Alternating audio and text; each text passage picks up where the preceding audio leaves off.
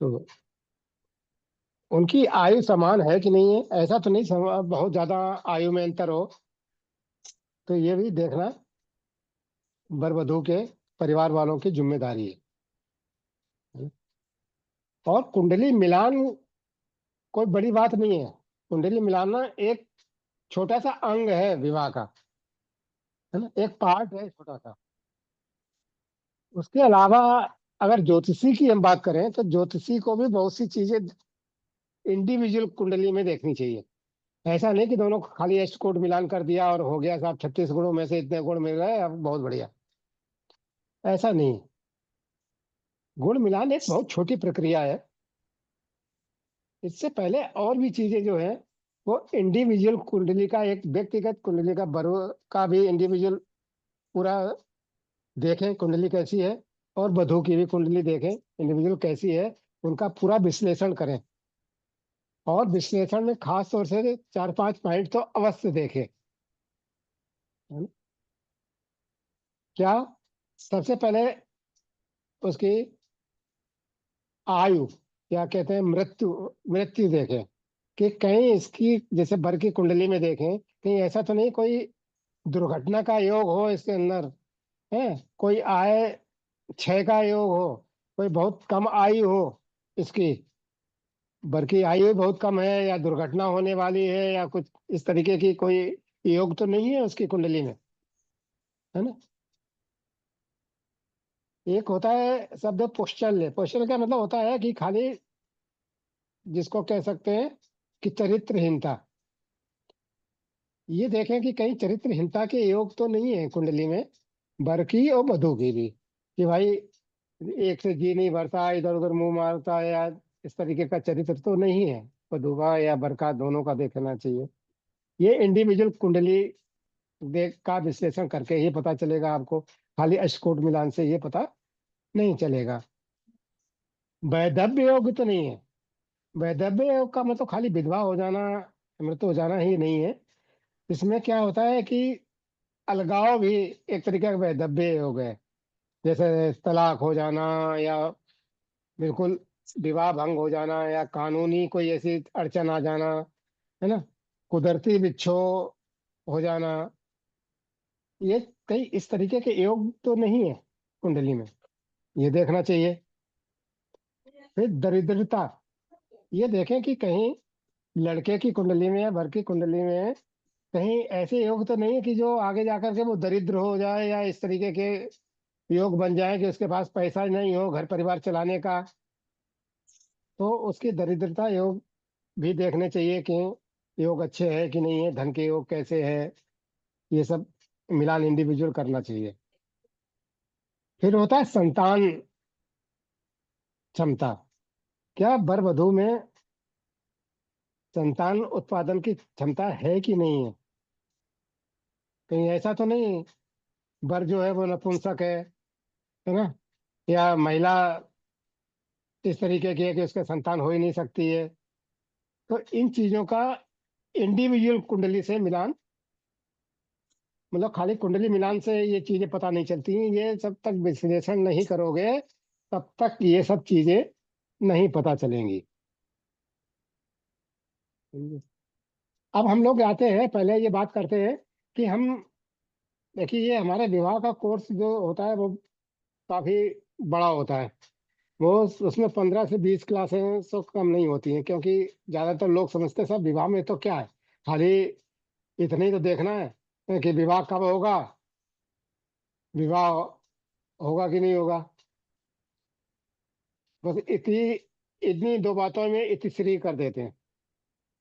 जबकि विवाह का जो चैप्टर है बहुत बड़ा है, और जब तक हम इसको विस्तार से पढ़ते नहीं है तब तक कुछ भी हमारी समझ से बाहर की चीजें हैं। खाली मोबाइल ऐप से लेकर के और अश्व सेज पे फलाने में जा करके उन्हें कुंडली मिलान कर दी और देख लिया इतने गुण मिल रहे हैं, इतने मिल रहे हैं, हो गया।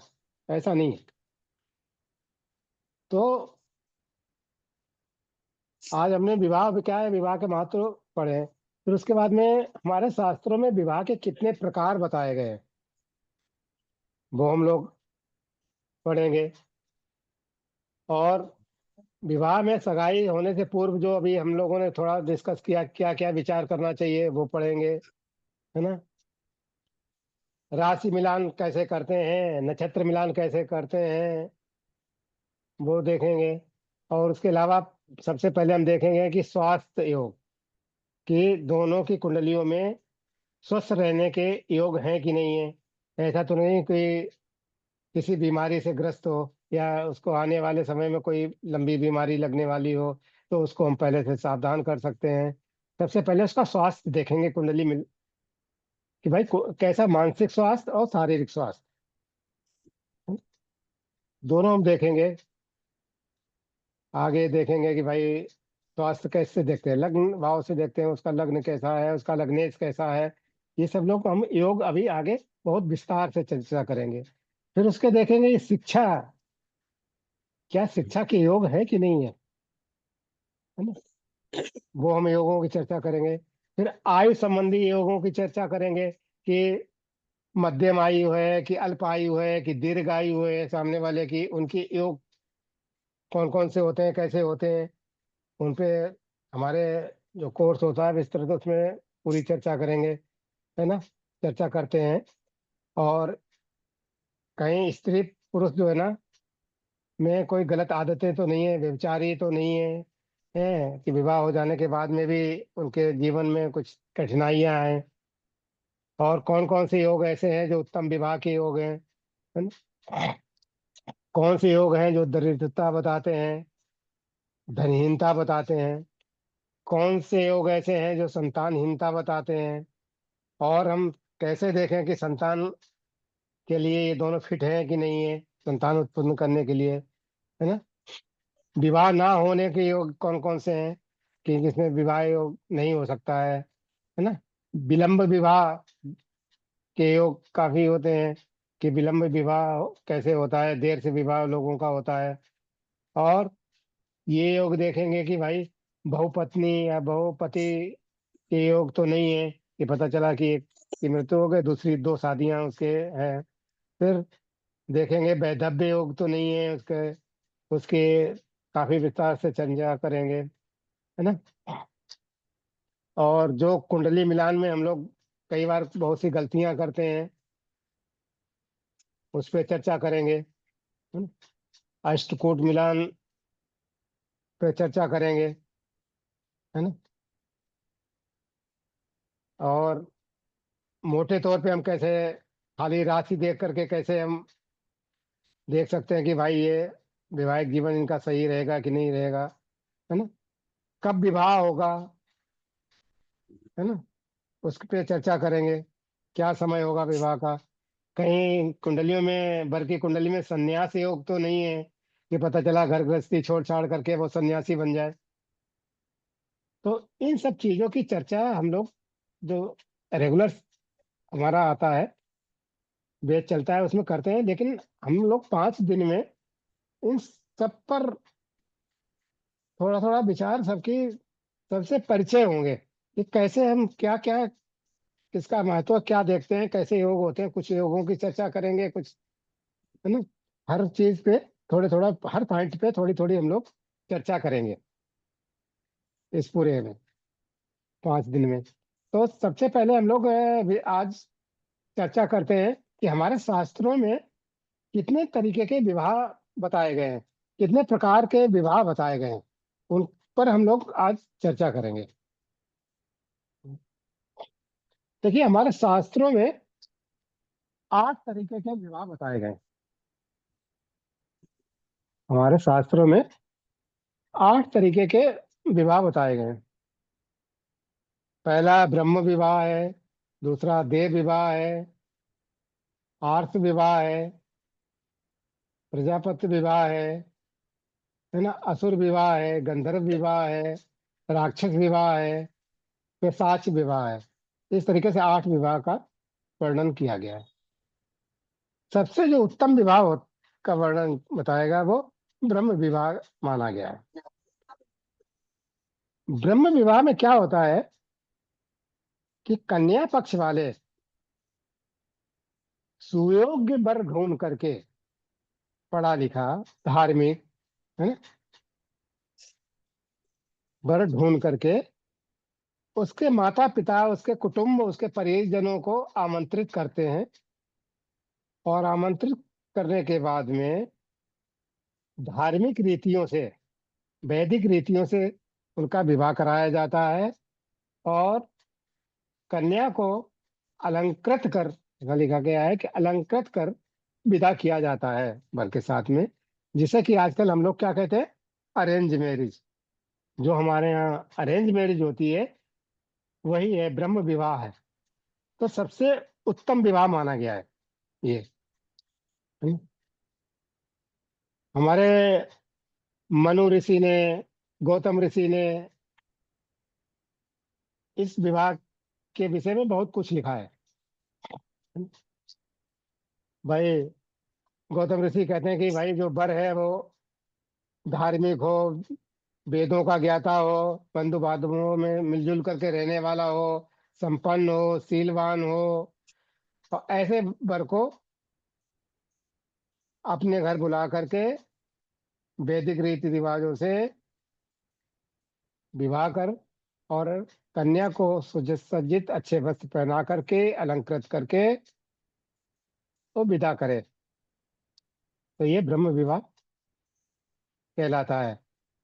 और ऋषि ने तो यहाँ तक कहा है कि ऐसा विवाह जब होता है तो इससे जो संतान उत्पन्न होती है वो हमारी 21 पीढ़ियों को पवित्र करती है। जो इस विवाह से उत्तम संतान जो पैदा होती है वो कई पीढ़ियों को जो है पवित्र करने वाली होती है। क्योंकि सब रीति रिवाज और धार्मिक ज्ञाता और वेद शास्त्र ज्ञाता इन सबसे धार्मिक व्यक्ति से जब शादी होगी तो बहुत नेचुरल है कि अच्छी संतान होगी तो वो कुल का नाम करेगी।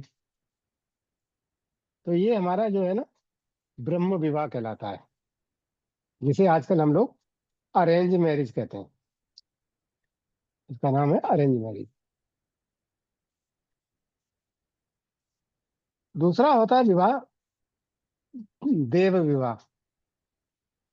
देव विवाह में क्या होता था, जो आजकल नहीं है, एग्जिस्ट नहीं करता है, आजकल नहीं होता है। उसमें क्या करते थे कि जैसे जब कोई यज्ञ अपने यहाँ कराता था, कोई धार्मिक अनुष्ठान कराता था, तो जो पुरोहित होता था, जो अनुष्ठान करता था, है, यज्ञ करवाता था, है ना,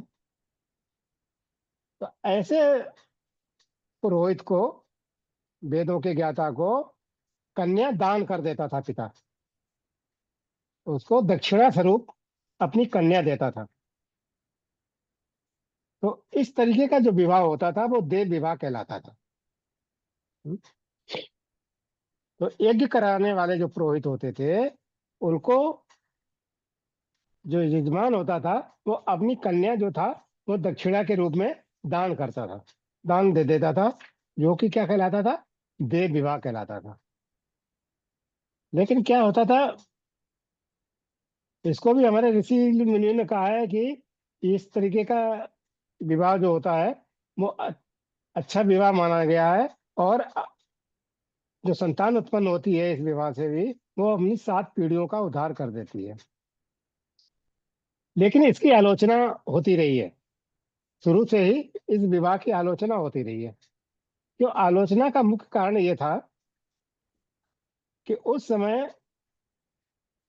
उम्र नहीं देखी जाती थी। पुरोहित जो होता था, हो सकता है वो काफी उम्र का हो और कन्या काफी कम उम्र की हो। तो उम्र का जो फैसला था वो कई बार बहुत ज्यादा हो जाता था। तो इसलिए देव विवाह की अनुमति बहुत से ऋषि मुनि नहीं देते थे और इसकी आलोचना होती थी। खैर आजकल तो ये प्रचलन में है ही नहीं, पहले होता था। फिर आता है हमारा आर्ष विवाह, तीसरे नंबर का। तो इसमें क्या करते थे, जो आजकल ये भी विवाह प्रचलन में नहीं है, खाली ये क्या है, इंट्रोडक्शन हम बताते जा रहे हैं जिससे कि आप लोगों को ये भी पता चले कि विवाह क्या होता है, कैसे होता था। पहले में हमारे शास्त्रों में कितने तरीके के विवाह बताए गए। आर्ष विवाह में क्या होता था कि वर पक्ष जो होता था, वर जो होता था, कुछ गाय लेकर के और बैलों की जोड़ी लेकर के वधू के पिता को देता था। कुछ गाय और बैलों की जोड़ियां विवाह को देता था और उसके बदले में उसकी कन्या का हाथ मांगता था। उसकी कन्या का हाथ मांगता था। तो ऐसे नहीं कि इसमें कोई कन्या का मूल्य दिया जा रहा हो, ऐसा नहीं था। उसमें जो गाय बैल जो दिया जाता था, धन दिया जाता था, वो केवल विवाह को संपन्न कराने के लिए। क्यों, पहले तो क्या है, गाय वगैरह बैल वगैरह ये धन हुआ करते थे, उसको बेच के ही पैसे से आते थे। तो उस धन द्वारा अच्छे से विवाह संपन्न किया जाए, उसका खर्च जो है वधू पक्ष आसानी से वहन कर सके, तो इसलिए ये गाय बैल दिए जाते थे। तो ये आर्ष विवाह कहलाता था। और ये भी विवाह अच्छा माना जाता था, क्योंकि इसमें मूल्य नहीं माना जाता था कि कन्या का मूल्य दे करके ऐसा नहीं मांगा जाता था। सर क्या नाम है इस विवाह का? आर्ष, आ बड़ा है और षटकोण वाला सा, ऊपर रा की मात्रा। ठीक है सर, थैंक हम्म। तो कई ऋषि मुनि कहते थे कि केवल एक जोड़ी ही गाय और बैल वर देता था कन्या पक्ष वालों को। कई जगह ऋषि मुनि कहते हैं कि वो अपनी श्रद्धा के अनुसार, जो भी अपने सामर्थ्य के अनुसार देता था। लेकिन क्या था, मेन विवाह जो होता था वो धार्मिक रीति रिवाजों से होता था। अग्नि को साक्षी मान के विवाह होता था। और ये माना जाता था कि बैल और गाय जो है वो इस विवाह के साक्षी है। बैल और गाय इस विवाह के साक्षी है, क्योंकि इनको क्या माता माना जाता था, पिता को देव, इनको सबको देव तुल्य अच्छा मतलब आदर दिया जाता था हमारे शास्त्र में। तो गाय और बैल को एक तरीके के इस विवाह का साक्षी माना जाता था। और कई जगह ये भी देखा गया है कि वधु पक्ष वाला ये जो गाय और बैल आए हैं इसको लौटा भी देता था वर पक्ष को। खाली विवाह होने के उपरांत लौटा भी देता था। तो इस तरीके से ये विवाह भी उत्तम विवाह माना जाता था, जो आजकल प्रचलन में तो नहीं है। हाँ। फिर आता है प्रजापति विवाह। प्रजापति विवाह जो था एक थोड़ा सा अलग हटके विवाह था। अलग हटके हम इस तरीके से कह सकते हैं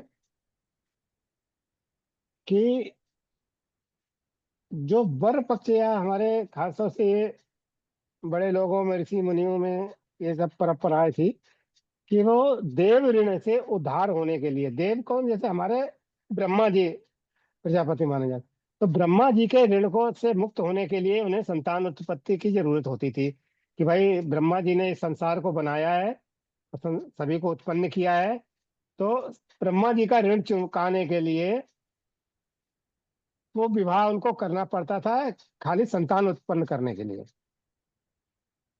तो इस विवाह में क्या होता था कि ये एक समय, निश्चित समय और एक निश्चित उद्देश्य के लिए ही विवाह होता था। कि इसमें वर पक्ष जो था कन्या पक्ष से वधू को मांगता था कि हमें संतान उत्पत्ति करनी है, तो संतान उत्पन्न करने के लिए, संतान का पालन पोषण करने के लिए हमें आपकी कन्या चाहिए। तो उसका मेन उद्देश्य जो होता था वो केवल संतान उत्पन्न करना ही होता था।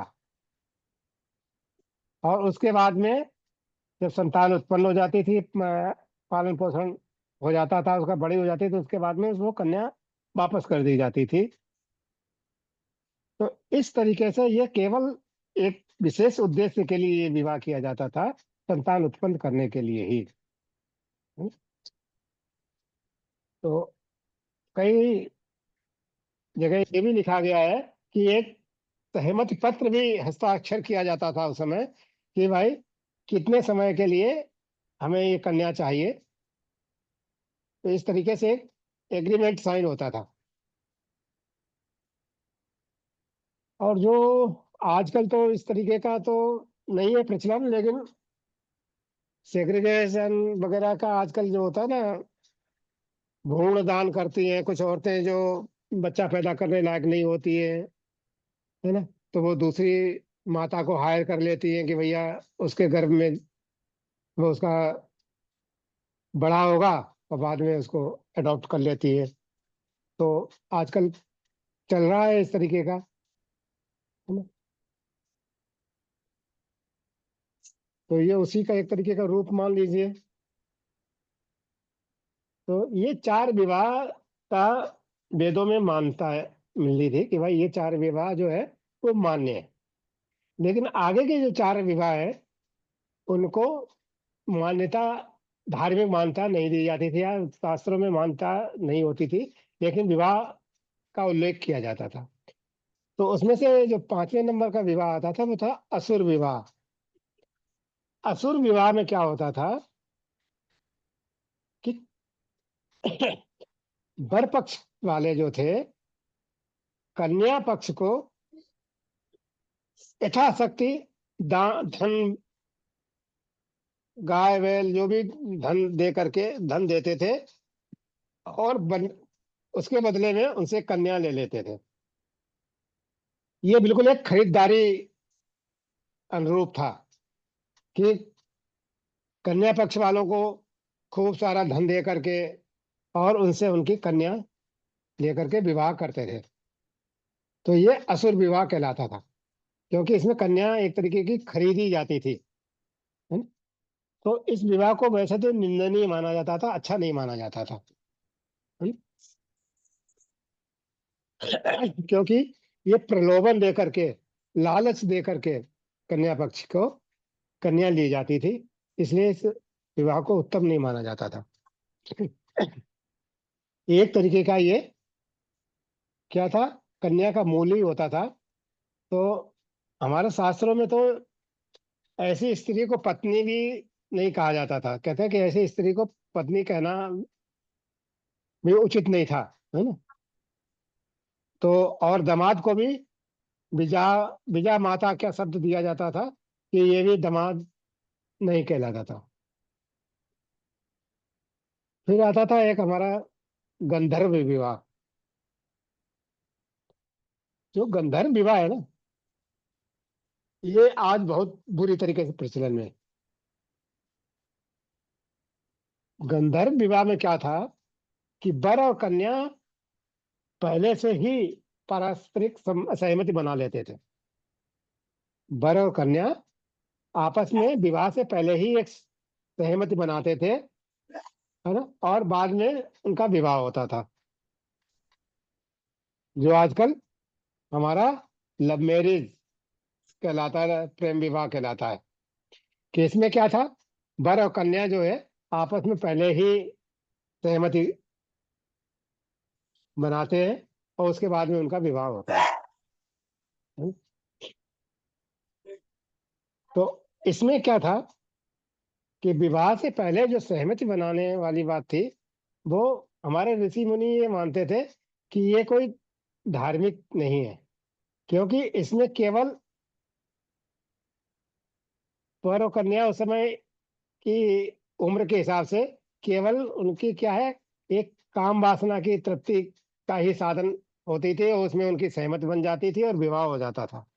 तो इसमें माता पिता की सहमति नहीं ली जाती थी और विवाह किया जाता था। बाद में भले ही आजकल तो यही सब हो रहा है, और बाद में माता पिता को जबरदस्ती विवाह करना पड़ता है, अरेंज करना पड़ता है। और पहले क्या होता था, प्राचीन समय में एक गंधर्व जाति भी होती थी। तो गंधर्व जाति में इसी तरीके के विवाह होते थे। उनको जो भी पसंद आ जाता था, आपस में प्रेम हो जाता था, उनके विवाह हो जाते थे, है ना? तो इस तरीके की विवाह थे गंधर्व जाति में। और हमारे धर्म शास्त्रों में भी कई जगह इनके वर्णन आते हैं जैसे वो दुष्यंत और शकुंतला का प्रेम प्रसंग आता है, वो भी इसी तरीके का विवाह है ना? तो और सातवां विवाह होता था राक्षस विवाह। ये राक्षस विवाह में क्या होता था, इसमें कन्या को जबरदस्ती उसकी इच्छा के विरुद्ध,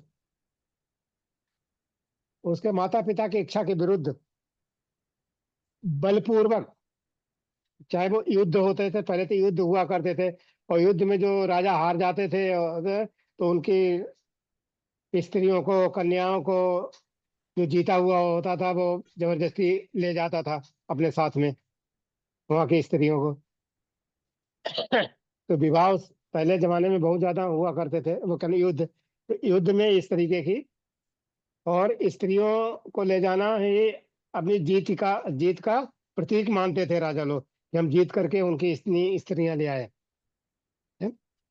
तो ये राक्षस विवाह कहलाता था। एक बिना माता पिता की अनुमति के, कन्या की इच्छा के विरुद्ध जबरदस्ती ले जाना, ये राक्षस विवाह कहलाता था। हम्म। इसमें क्या होता था, कई बार मारपीट करके, घर तोड़ करके, है ना? युद्ध में तो क्या होता था, आगजनी, मारपीट, कत्लेआम, इन सबको करके ने के बाद में तो स्त्रियों को अपने साथ ले जाते थे जबरदस्ती। तो ये इस तरीके का जो विवाह होता था वो राक्षस विवाह कहलाता था। ऐसा नहीं कि युद्ध, कई बार इनके बहुत वर्णन मिलते हैं अपने में। जैसे आप महाभारत में एक प्रसंग आता है कि भीष्म अपने जो भाई थे उनके लिए काशी नरेश की कन्या को लेने गए थे, अम्बा, और विचित्र वीर का विवाह कराने के लिए वो जबरदस्ती वहां से उठा के लाए थे। ऐसे ही कृष्ण भगवान रुक्मणी को उठा के लाए थे, है ना? ऐसे ही और भी अर्जुन भी सुभद्रा को लाए थे जीत के। तो इस तरीके के प्रसंग अपने पुराणों में भी है, ऐसा नहीं है। तो ये राक्षस विवाह ये था कि जबरदस्ती उठा के लाना, है ना, माता पिता की। तो ये अधिकतर इस तरीके के विवाह क्या होते थे, क्षत्रियों में होते थे, कि युद्ध जो होता था वो क्षत्रिय लोग ही ज्यादा करते थे। तो क्षत्रियों में इस तरीके के विवाह होते थे। तो इस विवाह का एक नाम छत्र भी था, छत्र, छत्र भी इस विवाह का नाम माना जाता था।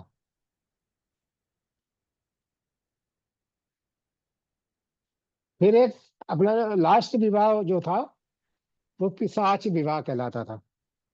पिशाच विवाह में क्या था कि कन्या को अचेत करके, अचेत अवस्था में या सोती हुई, या जबरदस्ती मदिरा पिला करके, या कहीं बिल्कुल बेहोश करके और जबरदस्ती उठा के ले जाते थे जो, तो वो पिशाच विवाह कहलाता था। इसमें क्या है, कन्या की इच्छा तो कुछ नहीं होती थी, इसके विरुद्ध होता था। माता पिता को कई बार पता भी नहीं चलता था, है, कई बार बेहोश करके और अपहरण करके ले जाते थे, जो अपहरण करके या कई बार बहला फुसा करके और ले जाते थे, और विवाह कर लेते थे ले जा करके, है ना? और इसमें क्या होता था, धार्मिक संस्कारों का पालन वगैरह कुछ नहीं होता था, है ना?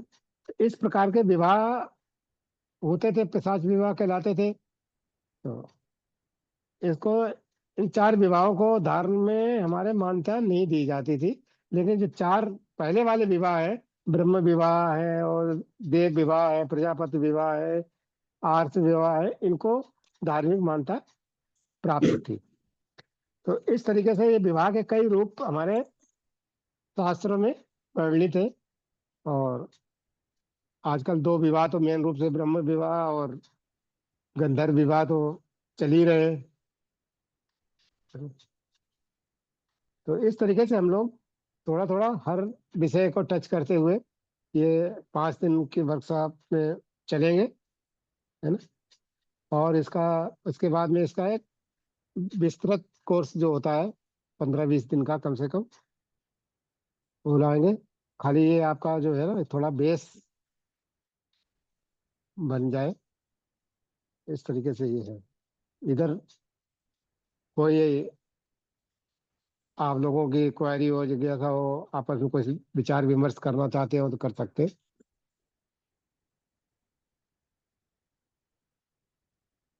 हम्म।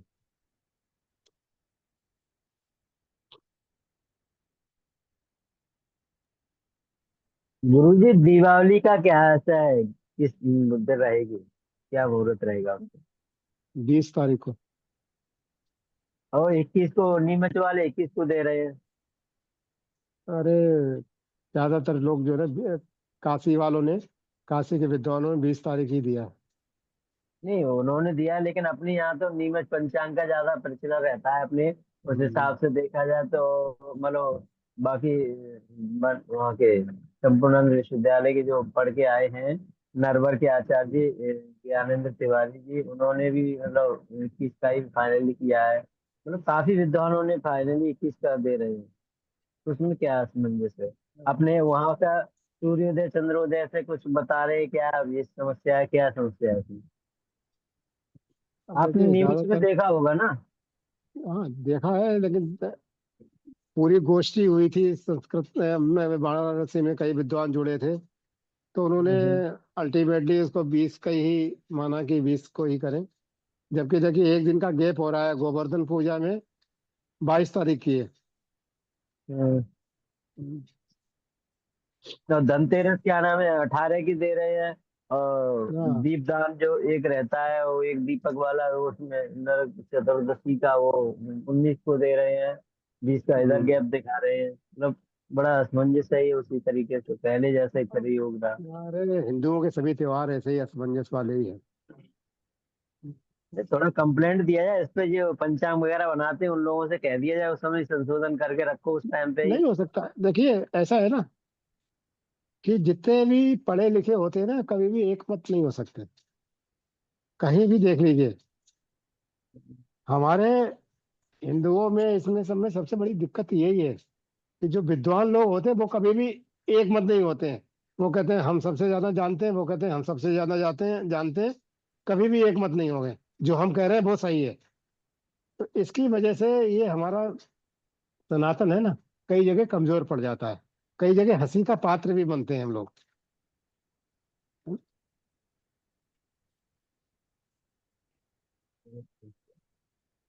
चलिए, ठीक है जी। तो आज का टॉपिक हम लोग यहीं समाप्त करते हैं, और लगातार ये क्लासें चलेंगी कल परसों, और ये लिंक भी यही रहेगा और टाइम भी यही रहेगा। ठीक है। इसमें कुछ, किसी को कुछ वो अपने विचार हो तो रख सकता है, नहीं तो क्लास सर कल से समाप्त की स्टार्ट जाए। होंगे? ये सर कल से क्या कह रहे हैं? क्लासेस स्टार्ट होंगे? क्लासेस कल से नहीं, स्टार्ट होंगे? क्लास तो चली रही है, 5 दिन का तो फ्री वर्कशॉप है। 5 दिन का ये हम्म। तो आपका फ्री है, सभी को ज्वाइन करने का, सभी लोग ज्वाइन करें, है हम्म। ना। तो इसमें क्या है कि हम्म। आप लोगों का एक जो बेस है ना, वो पहले हम्म। कम तैयार हो जाएगा, सब कुछ समझ लेंगे हम लोग। हम्म। उसके बाद में मेन कोर्स में जिससे कि सहूलियत रहे।